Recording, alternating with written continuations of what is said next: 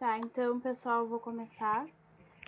Boa tarde a todos. Meu nome é Luana, eu sou bacharel em Ciências Biológicas e atualmente eu sou aluna de doutorado do programa de pós-graduação em Ciências Biológicas, Bioquímica Toxicológica da UFSM. Eu entrei no grupo de pesquisa em 2014 e desde então eu sou orientada pelo professor Jefferson. Antes de entrar no artigo propriamente dito, eu queria falar um pouquinho sobre o desenvolvimento embrionário do peixe zebra, principalmente para quem não é do grupo, caso se interesse depois que passar isso tudo e quiser procurar o laboratório, fique à vontade. Bom, então, nós mantemos os nossos peixes adultos num sistema Zebtec sob condições sob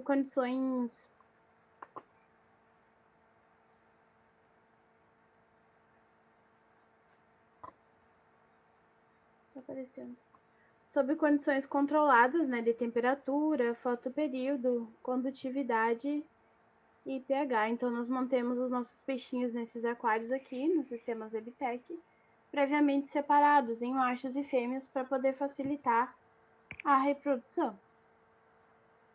Bom, então, o peixe zebra ele apresenta um dimorfismo sexual, então, onde as fêmeas elas possuem esse abdômen mais avantajado e são menores do que os machos e apresentam uma coloração mais voltada para o prata, enquanto os machos são mais esguios, são mais longos, né, maiores em comprimento do que as fêmeas e apresentam as nadadeiras douradas. Então, como é que ocorre a reprodução do peixe zebra? No final da tarde, então, nós colocamos esses aquários que possuem uma gradezinha aqui, uma divisória, então nós colocamos na proporção de uma fêmea para 2 machos, mantendo essa divisória e deixamos eles assim no sistema durante a noite. No outro dia, de manhã, quando o fotoperíodo liga, isso por volta das 8h40 da manhã, nós retiramos essa divisória, então ocorre a reprodução de maneira externa, ou seja, a fêmea libera os ovos não fecundados, o macho libera os espermatozoides e a reprodução ocorre de maneira externa aqui na água. Então, os embriões eles vão cair aqui, ó. Tem essa gradezinha, então eles vão cair aqui embaixo para evitar o canibalismo, porque senão os adultos podem comer os embriões. Então, eles permanecem aqui. Mais ou menos umas 2 horas depois que ocorre a reprodução, nós já podemos coletar os embriões. Então, nós colocamos eles em placas de Petri e realizamos a limpeza. Retiramos todas as impurezas que existem ali junto com os embriões, porque eles ficam em contato com as fezes e resíduos de ração que pode cair embaixo do aquário. Então, nós realizamos a limpeza desses embriões com azul de metileno 0,01%.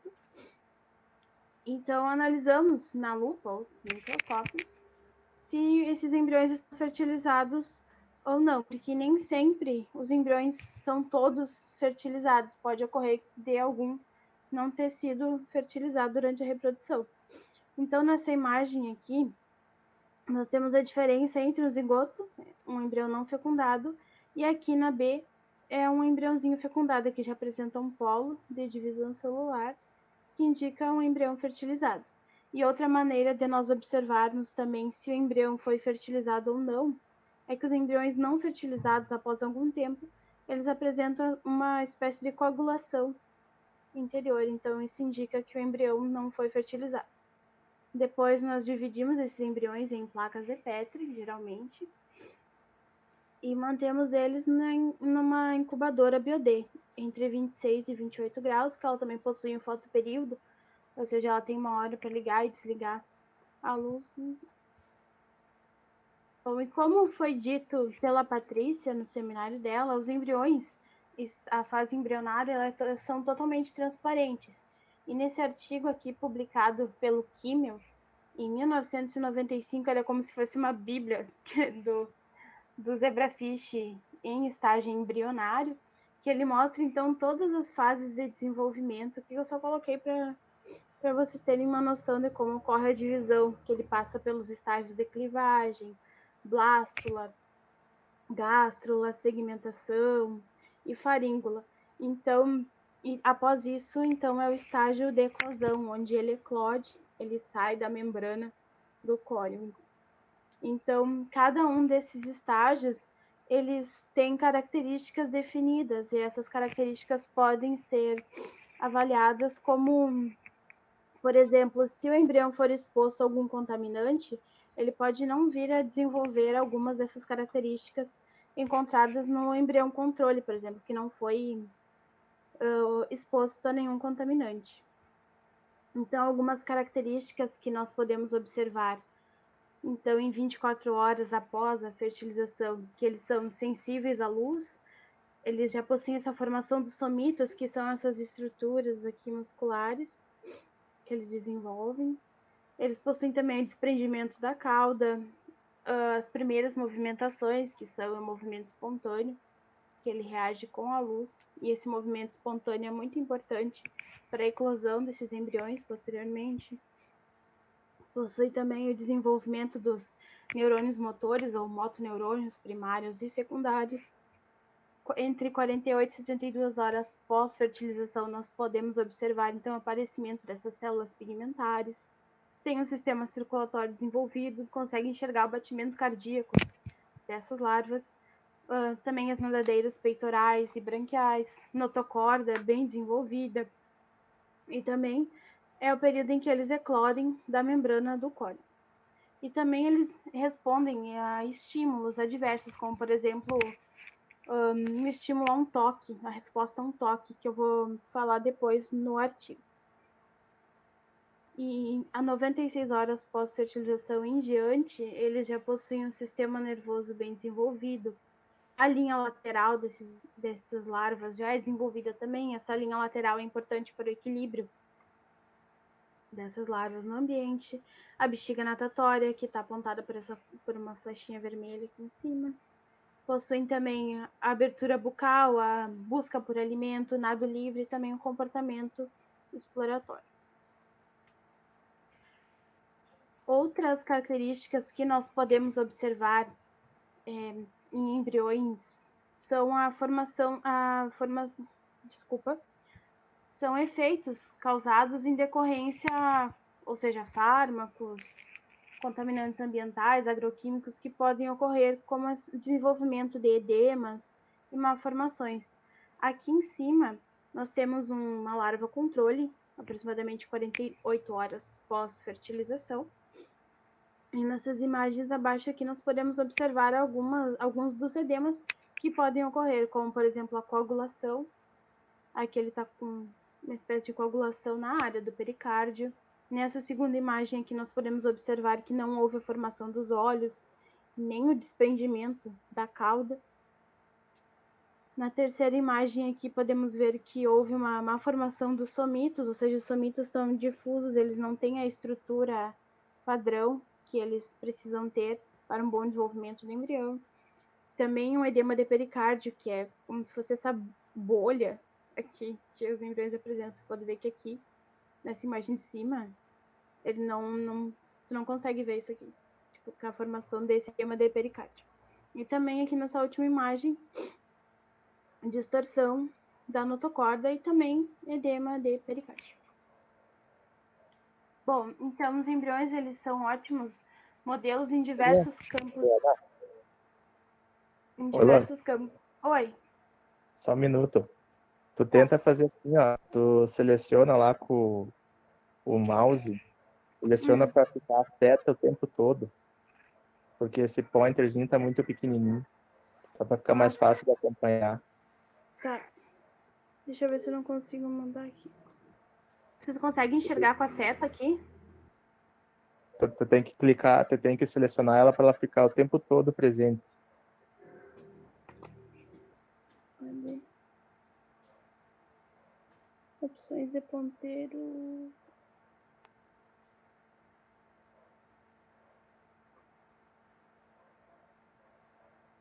Acho que deu. Estão conseguindo enxergar? Agora sim, bem melhor. Tá. Então, os embriões, Fica aí. eles são utilizados em diversos campos de pesquisa, né, como, por exemplo, a biologia do desenvolvimento e comportamental, ecotoxicologia, eles são ótimos bioindicadores de qualidade ambiental, farmacologia, bioquímica, genética e entre outros. Então, essa foi uma rápida introduçãozinha sobre o modelo. E agora eu vou falar sobre o artigo, que tem como título Bisfenol A afeta o crescimento axonal, musculatura e comportamento motor em peixe zebra em desenvolvimento. É o mesmo composto daquele artigo apresentado pela Maria, acho que foi na terça-feira passada, mas ele tem uma abordagem diferente. Bom, então o bisfenol A, ou BPA, ele é um químico utilizado amplamente como intermediário na produção de policarbonatos, ou seja, de plásticos com alta resistência, utilizados então na fabricação de viseiras de capacetes, janelas de aviões e vidros à prova de bala, e entre outros. E também de resinas epóxi, devido à sua alta resistência e propriedade adesiva. Então, essas resinas epóxi são utilizadas em tintas de revestimentos de tubos, em artigos esportivos, em metais, móveis de decoração e também em potes esses que a gente usa em casa para guardar os alimentos. Bom, ele então já é descrito por apresentar propriedades tóxicas devido à sua polimerização incompleta ou então a sua decomposição gradual, né? A decomposição de produtos que contenham esse bisfenol A. E ele já foi descrito como por causar efeitos adversos ao meio ambiente através da lixiviação, ou seja, de alimentos ou água armazenados em recipientes que contenham esse BPA, e também a saúde humana, através da ingestão de alimentos ou água armazenados nesses produtos. Ele é conhecido, então, como um desregulador endócrino. Esses desreguladores endócrinos, eles interferem, então, na função do sistema endócrino, por exemplo, na produção, liberação, transporte e metabolismo de hormônios.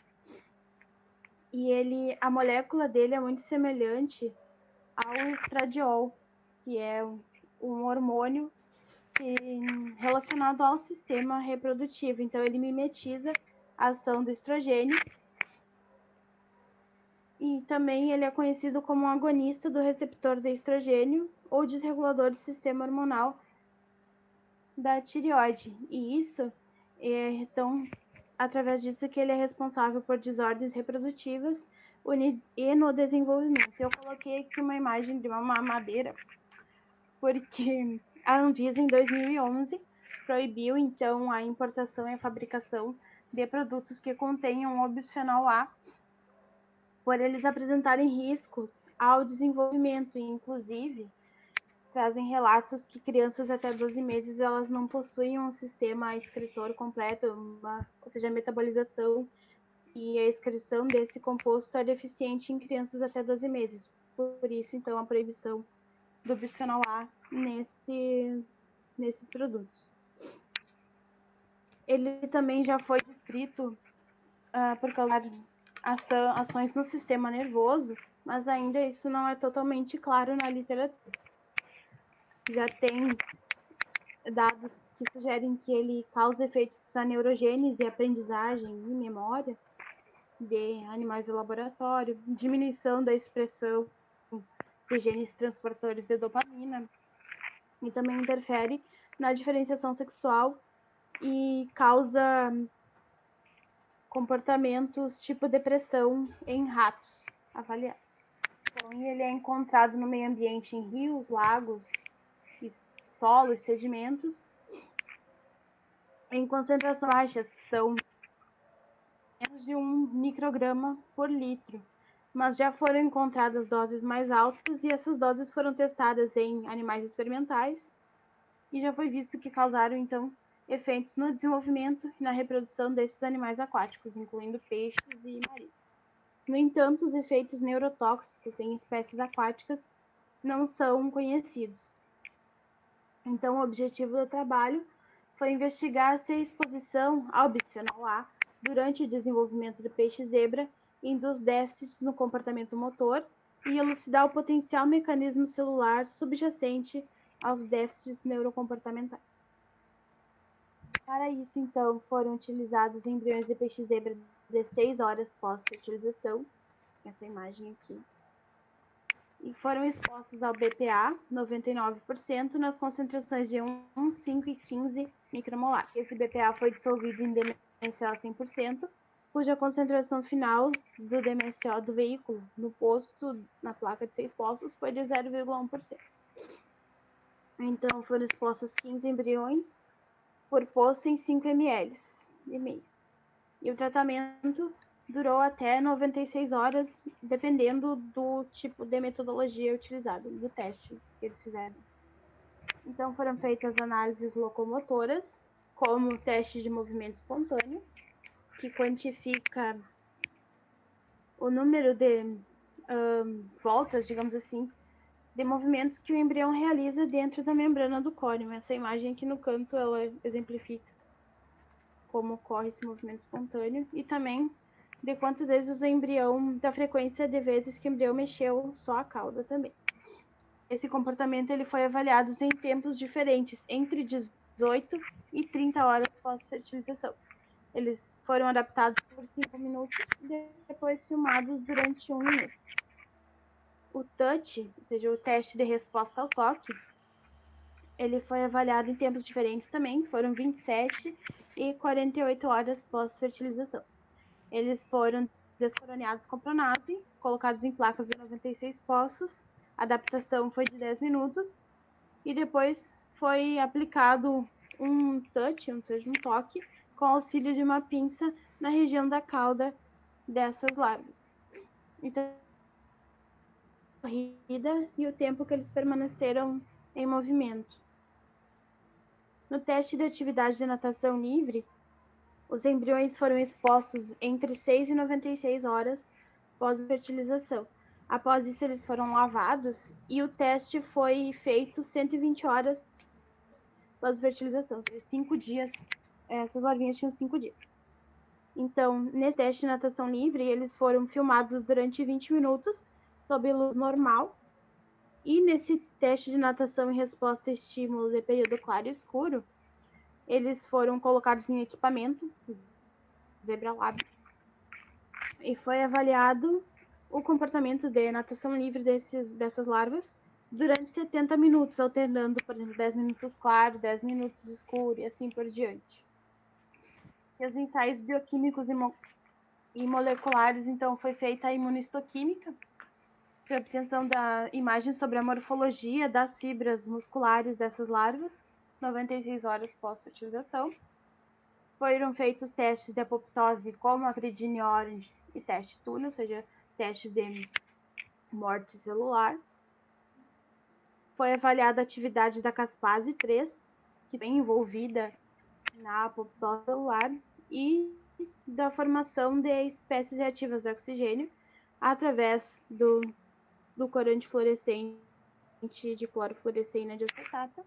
Foram feitas a análise da expressão das proteínas BCL2 e BAX, que essas proteínas elas estão relacionadas também com a via apoptótica, onde a BCL2 é uma proteína antiapoptótica e a BAX é uma proteína pró-apoptótica. E também foi feito o teste cometa para avaliar danos ao DNA dessas larvas, também em 96 horas pós-fertilização.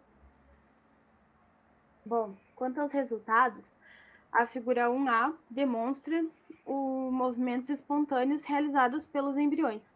Como eu já havia dito, eles foram realizados em tempos diferentes, aqui foi 18, 20, 22, assim por diante, até 30 horas pós-fertilização.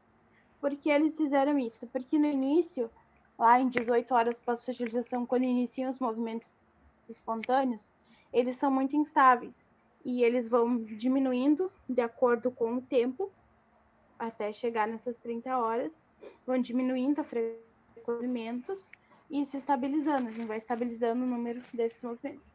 Então, foi observado que entre 27 e 30 horas pós-fertilização, houve uma diminuição na frequência desses batimentos cardíacos, quando tratados com 15 micromolar de... Quanto à letra B, esse aqui já está mostrando os resultados do teste de touch, que foi o segundo, né, a resposta ao toque. Então, observou-se que houve uma diminuição na distância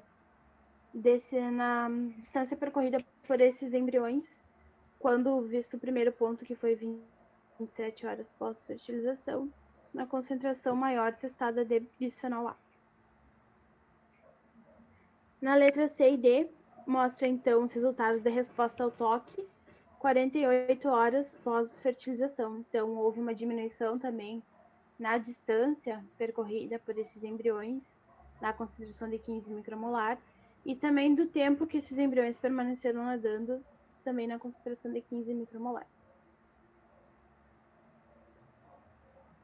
Quanto ao teste de nado livre, quando vistos o teste onde eles foram expostos durante 20 minutos à luz normal, houve uma diminuição dessa atividade natatória das larvas em todas as concentrações testadas do bisfenol A.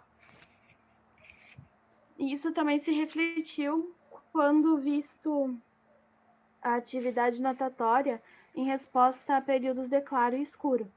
Aqui no gráfico, ele mostra aqui em branquinho, por exemplo, que foi claro, escuro e assim por diante.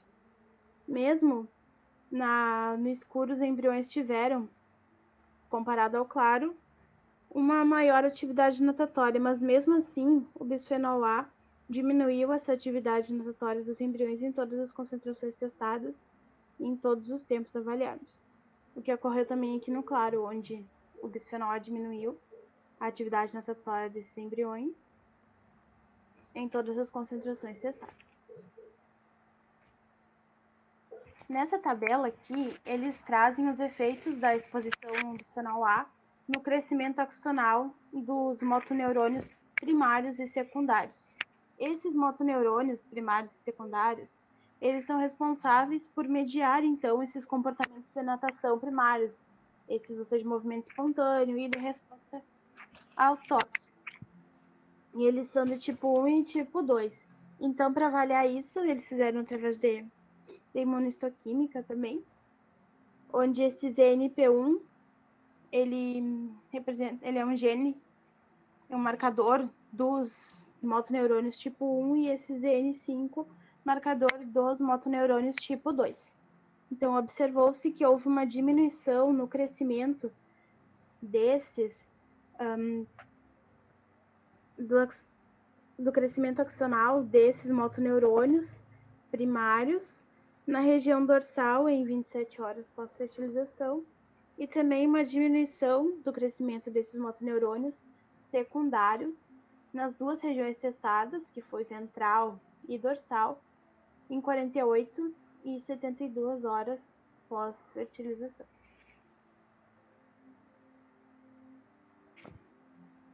Na figura 2A, eles mostram o teste de acridine orange, esse teste o acridine orange é um fluoróforo, então que ele marca células em processo de apoptose. Então observou-se que houve um aumento dessas células em processo de apoptose em todas as concentrações testadas de BPA. Isso também se confirmou pelo teste túnel, que também é um teste que marca células, ele não marca células, no caso ele vai marcar o DNA que foi modificado dessas células em processo de apoptose, que houve um aumento também dessas células nas concentrações de 5 e 15 micromolar de BPA. Aqui na imagem C, mostra uma figura representativa de fluorescência do processo das células em processo de apoptose. Aqui no veículo, pode ver que não é observado esses pontinhos. Então, esses pontinhos são chamados núcleos picnóticos, que são formados em células em processo de apoptose, ou seja, morte celular. Então, houve um aumento desses núcleos picnóticos na concentração de 15 micromolar. Na imagem D, é observado a estrutura, então, das células das fibras musculares, que foi feito através da imunistoquímica. Nós podemos ver então que houve uma alteração na morfologia dessas fibras musculares em todas as concentrações testadas de bisfenol A e com danos mais severos na concentração de 15 micromolar. Parece que as estruturas estão bem mais difusas, então é uma coisa bem estranha. Houve danos graves às fibras musculares.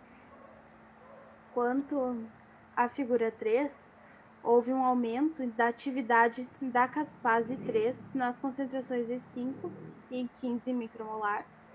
A caspase 3 ela é uma caspase que a gente chama de efetora, então que ela resulta no processo de apoptose. Então houve um aumento da atividade da caspase 3. Como também um aumento nos níveis de espécies reativas de oxigênio nas concentrações de 5 e 15 micromolar. Houve também um aumento na expressão da proteína Bax, que é uma proteína pró-apoptótica, enquanto não houve diferença na expressão da BCL2, que é a proteína anti-apoptótica. Quanto à figura 4, na imagem A, nós podemos ver uma imagem representativa do teste cometa. O teste cometa, ele danos ao DNA, por exemplo, as amostras são fixadas em um gel de agarose e submetidas a uma corrente elétrica em uma cuba de eletroforese. Então, essa cuba de eletroforese ela possui um polo negativo e um polo positivo, e quando submetidas a uma corrente elétrica, o DNA fragmentado, ou seja, o DNA danificado, ele vai sofrer um arraste e vai ficar semelhante à cauda de um cometa. Nem tem nessa imagem aqui de 15 micromolar. A gente pode ver que aqui no veículo, essa célula está intacta, ela não tem fragmentação do DNA. E já na de baixo, a gente pode ver uma alta fragmentação, o que é confirmado pelas quantificações depois que foram realizadas, que houve um aumento na fragmentação do DNA em todas as concentrações testadas. Quanto à porcentagem de danos, aqui é o tamanho da cauda do cometa. Então, houve um aumento dessa fragmentação em todas as concentrações testadas de BPA. Bom, e quanto à discussão, então, o movimento espontâneo é o primeiro movimento que o embrião realiza e ele é muito importante para processos como, por exemplo, a eclosão desses embriões da membrana. A eclosão é totalmente dependente dos movimentos espontâneos realizados. E esses movimentos espontâneos, eles são originados na medula espinhal e estão extremamente relacionados aos motoneurônios primários. E correlacionando então os resultados obtidos no artigo, houve uma diminuição na frequência desses movimentos espontâneos quando expostos ao BPA e também uma diminuição no crescimento axonal desses motoneurônios primários, como visto naquela tabelinha que eu mostrei.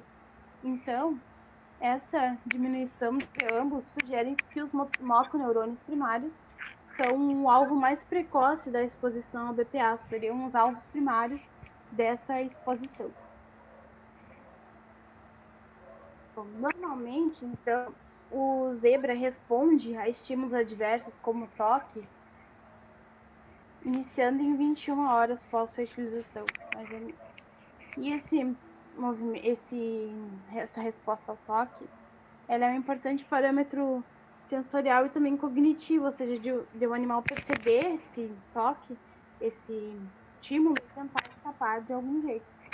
E ele é, então, correlacionado com a integração dos motoneurônios e das fibras musculares alvo. Então, eles tinham a hipótese de que o efeito específico do bisfenol A nos neurônios sensoriais seria nos neurônios sensoriais, então não teriam efeitos motores ou musculares ocasionados dessa exposição. E para esclarecer isso, então eles realizaram aqueles testes de natação livre, como foi da exposição ao claro e depois períodos de claro e escuro. E eles observaram que houve uma diminuição dessa atividade natatória também em todas as concentrações testadas e assumiram a existência do comprometimento motor desses embriões. E também... Desculpa, me perdi. E também esse comportamento motor ele está relacionado com as fibras musculares, né? Esse comportamento exploratório. E isso está relacionado com a alteração daquela morfologia que a gente viu na imagem, que houve uma alteração na morfologia dessas fibras musculares, e isso está relacionado também a déficits no comportamento motor desses embriões. Quanto às análises bioquímicas, houve um aumento, então, na produção de espécies reativas de oxigênio. Essas espécies reativas de oxigênio, elas são produzidas naturalmente, através da respiração celular na mitocôndria. E uma produção exacerbada dessas espécies reativas pela pela contaminação a, por exemplo, agroquímicos, a fármacos, diversos tipos de contaminantes, essa produção exacerbada pode levar a danos a biomoléculas.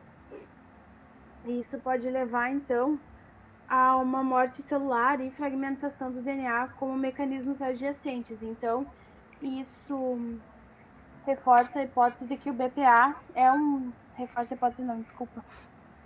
Conclui, então, que o BPA é um forte agente prooxidante, capaz de causar morte celular e danos ao DNA. Então, com isso, o BPA, como conclusão, eles dizem que o BPA alterou o comportamento motor, diminuiu o crescimento axonal dos motoneurônios, induziu dano muscular e em concentrações subteratogênicas, ou seja, em concentrações onde não foi capaz de se observar alterações morfológicas, e que a morte celular apoptótica induzida pelo bisfenol A após a formação de espécies reativas de oxigênio e o dano oxidativo ao DNA pode ser um mecanismo subjacente ao dano estrutural do músculo axial, que está intimamente correlacionado com a diminuição da atividade de nado livre. No entanto, devido à complexa interação entre a desregulação endócrina, função neuronal e o comportamento motor, são necessárias investigações adicionais sobre os efeitos induzidos pelo BPA. Era isso, então, muito obrigada.